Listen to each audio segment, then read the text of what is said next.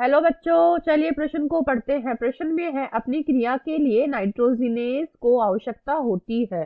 तो इस प्रश्न की मुख्य अवधारणा नाइट्रोजन स्थिरीकरण।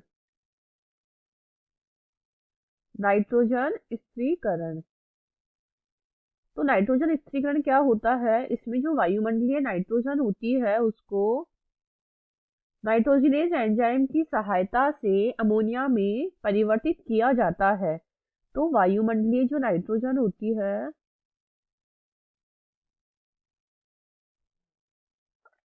नाइट्रोजन को नाइट्रोजनेज की उपस्थिति में अमोनिया में बदला जाता है।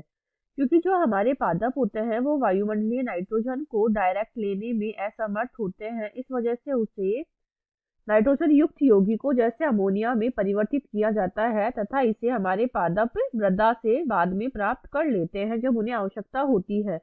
तो इस क्रिया को संपन्न करवाने के लिए नाइट्रोजिनेज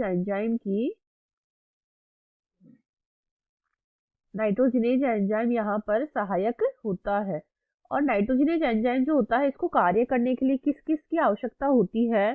तो इसे आयरन और मोलिब्डेनम जो होता है, FeMO, जो घटक होते हैं या तत्व होते हैं इनकी आवश्यकता होती है इसे अपने कार्य करने के लिए।